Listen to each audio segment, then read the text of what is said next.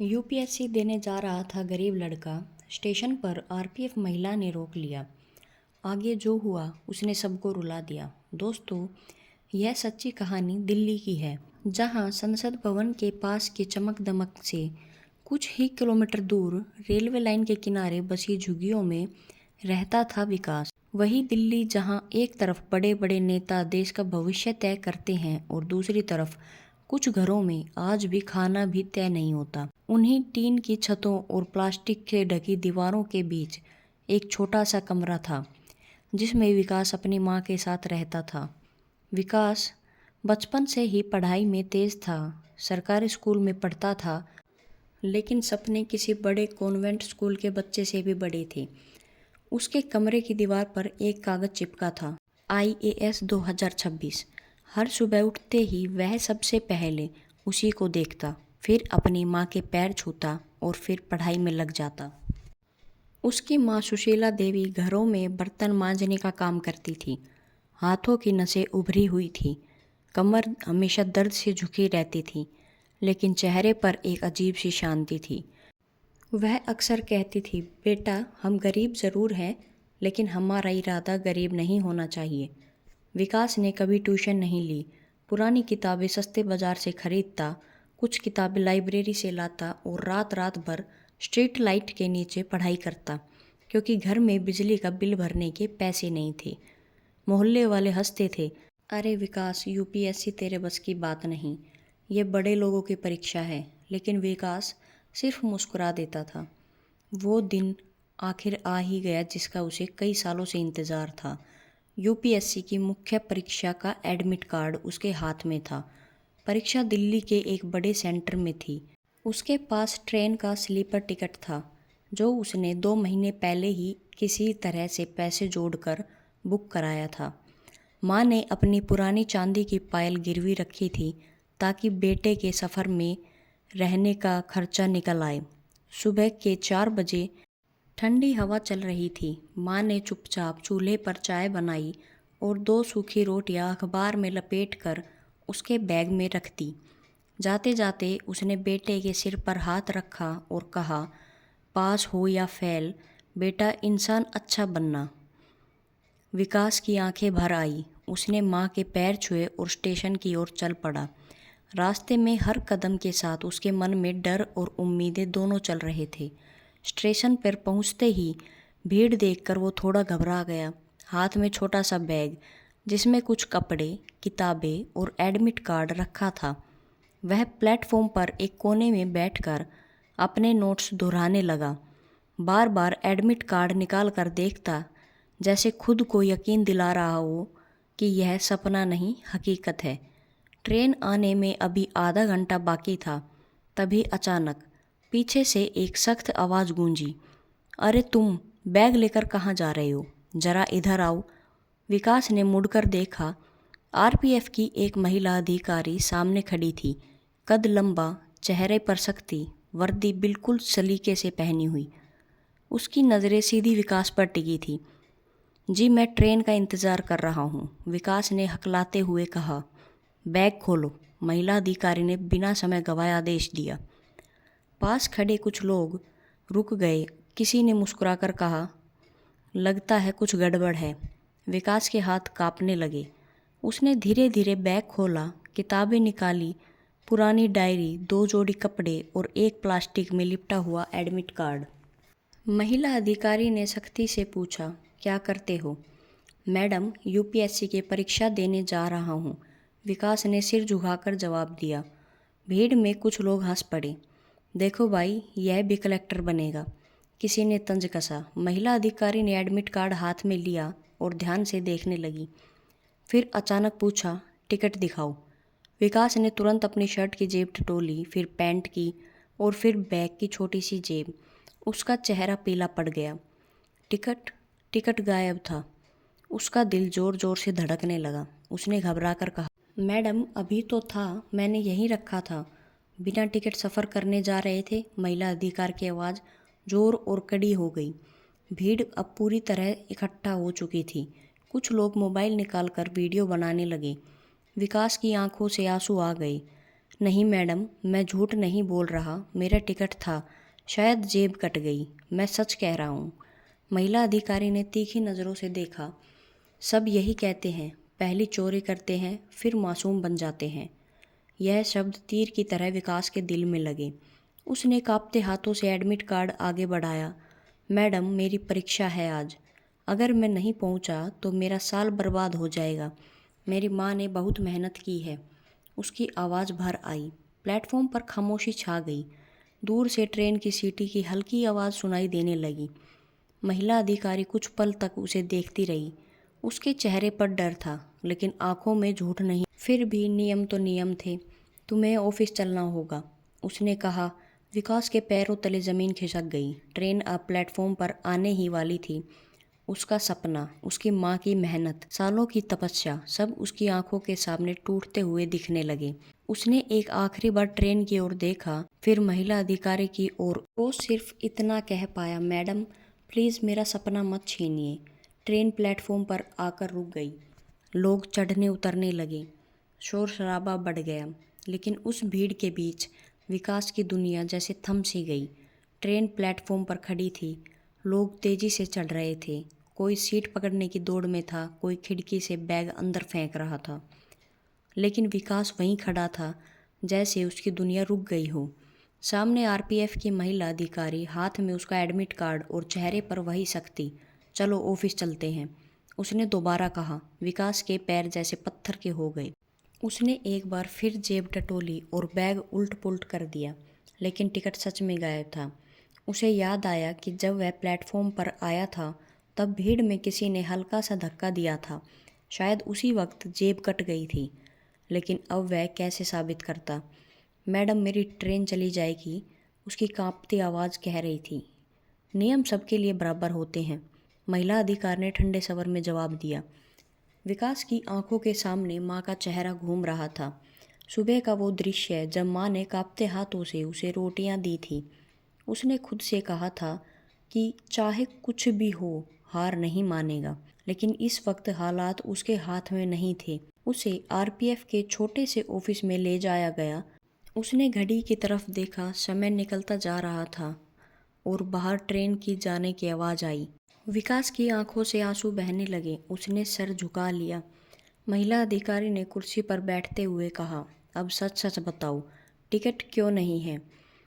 Madam, मैंने 2 महीने पहले ही बुक किया था, स्लीपर का टिकट था। मेरी माँ ने पैसे जोड़ कर दिलाया था, मैं झूठ नहीं बोल रहा। वो बोलते बोलते रो पड़ा। महिला अधिकारी कुछ पल उसे देखती रही, फिर बोली, तुम्हारा नाम विकास है? जी मैडम।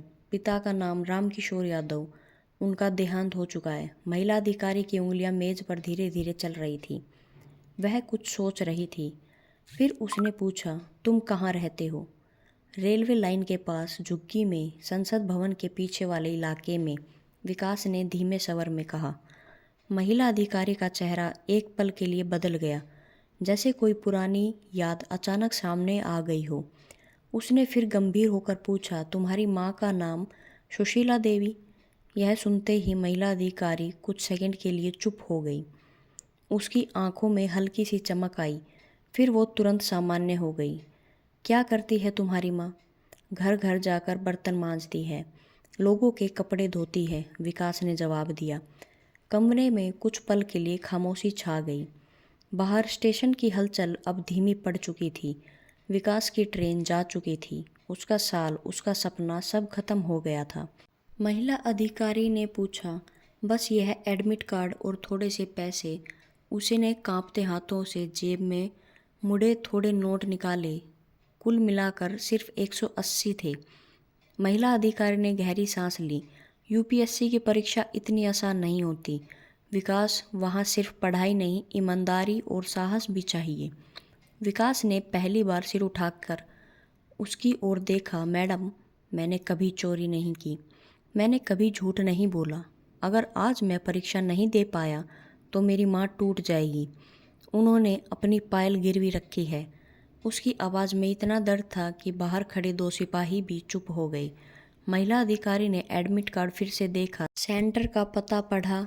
तारीख आज की थी, सुबह 9 बजे। उसने दीवार की घड़ी देखी, 6:30 बज रहे थे। अचानक उसने पूछा, अगर तुम्हें एक मौका मिले तो क्या तुम सच में कुछ बदल पाओगे?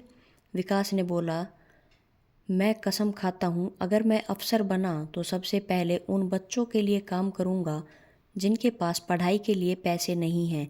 मैं चाहता हूँ कि किसी माँ को अपने पायल गिरवी ना रखनी पड़े। उसकी आंखों में अब डर नहीं, दृढ़ता थी।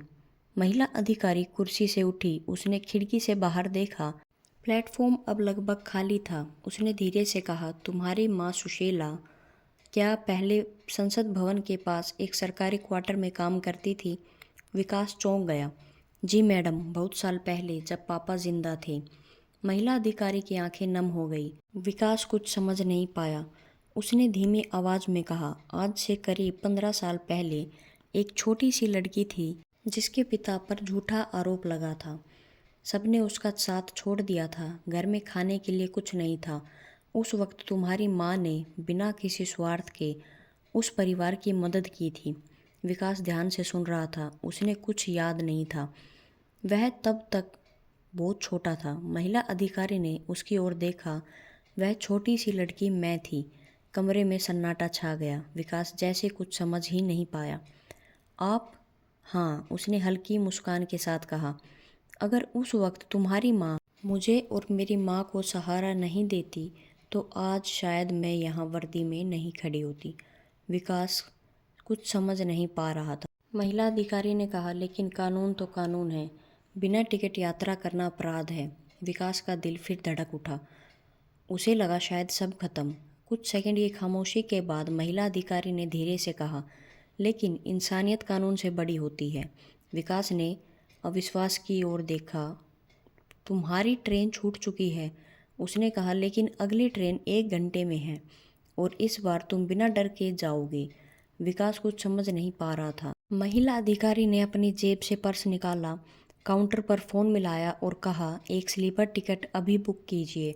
नाम विकास यादव। हाँ, अभी की ट्रेन में। फ़ोन रखते हुए उसने विकास की ओर देखा। यह तुम्हारी माँ का कर्ज है जो आज मैं चुका रही हूँ। विकास घुटनों के बल बैठ गया। मैडम, आप भगवान हैं। नहीं, उसने उठाकर कहा, भगवान नहीं, एक इंसान। और याद रखना, जब तुम अफसर बनो तो किसी गरीब को सिर्फ शक की नज़र से मत देखना। बाहर से नई ट्रेन की आने की घोषणा हुई। विकास के दिल में फिर से उम्मीद जाग गई। अभी ट्रेन आने में टाइम था। महिला अधिकारी खिड़की के पास खड़ी होकर उससे बातें करने लगी। विकास, तुम जब बहुत छोटे थे, मेरे पापा रेलवे में क्लर्क थे। एक बार कैश की गिनती में गड़बड़ी हो गई। उन पर झूठा आरोप लगा दिया कि उन्होंने पैसे चुराए हैं। विभागीय जांच शुरू हुई। लोग घर आकर ताना देने लगे। रिश्तेदारों ने फ़ोन उठाना बंद कर दिया। पापा अंदर ही अंदर टूट गए और एक दिन उन्हें हार्ट अटैक आ गया। महिला अधिकारी की आवाज़ भर आई। लोग कहते चोर की पत्नी है। हमारे घर में कई दिन चूल्हा नहीं जला। तब मैं सिर्फ 10 साल की थी। स्कूल जाना बंद हो गया। विकास उसकी बातें ध्यान से सुन रहा था। उसने अपनी माँ की तकलीफ़ें देखी हैं। उस वक्त महिला अधिकारी ने कहा कि जब हमारा कोई साथ नहीं दे रहा था, तब तुम्हारी माँ हमारे साथ आई और हमारी मदद करने लगी। उन्होंने मुझसे कहा, बेटी, कभी पढ़ाई मत छोड़ना। लोग आरोप लगाते हैं लेकिन मेहनत कभी धोखा नहीं देती। उन्होंने मेरी फीस भरी, मेरी किताबें दिलाई, कई बार अपने घर का राशन कम कर दिया, लेकिन हमें भूखा नहीं रहने दिया। कमरे में खामोशी गहरी होती जा रही थी। बाहर ट्रेन की आवाज़ आने लगी। तभी महिला अधिकारी ने कहा, जाओ विकास, वरना तुम्हारी ट्रेन निकल जाएगी। और याद रखना, जब भी वो अफसर बनो तो ईमानदारी और सच्चाई के साथ काम करना और गरीब लोगों की हमेशा मदद करना। विकास ने झुककर उनके पैर छुए। मैडम, मैं लौट कर ज़रूर आऊँगा, एक दिन वर्दी पहनकर। महिला अधिकारी की आंखें नम थी लेकिन चेहरे पर गर्व साफ दिख रहा था। ट्रेन आगे चली गई और विकास पुरानी तस्वीर अपनी जेब में लेकर चला गया। महिला अधिकारी ने आसमान की ओर देखा, जैसे अपने पापा से कह रही हो, पापा, आपकी ईमानदारी आज भी जिंदा है और इंसानियत भी। ट्रेन की उस यात्रा के बाद विकास की ज़िंदगी ने जैसे नई दिशा पकड़ ली थी। परीक्षा केंद्र पर जब पहुंचा तो उसे मन में डर नहीं था, बल्कि हर सवाल के पीछे उसकी माँ की मेहनत दिख रही थी। आरपीएफ अधिकारी की उम्मीदें। उसने तीनों पेपर पूरी ईमानदारी और आत्मविश्वास से दिए। बाहर निकलते वक्त उसने आसमान की ओर देखा और बस इतना कहा, जो होगा मेहनत के हिसाब से होगा। विकास फिर अपने झुग्गी में वापस आ गया और छोटे बच्चों को फ्री में ट्यूशन पढ़ाने लगा। रिजल्ट वाले दिन जैसे ही उसने अपना रिजल्ट देखा, उसकी आंखें फटी रह गई। विकास यादव चयनित, वो कुछ बोल नहीं पाया। जो बस्ती के लोग पहले ताने दे रहे थे, अब वह कह रहे थे कि हमारा इलाके का बेटा अफसर बन गया। आखिरकार उसकी ट्रेनिंग शुरू हुई और वो अफसर बन गया। इस कहानी से आपको क्या शिक्षा मिलती है, कमेंट में ज़रूर बताएं।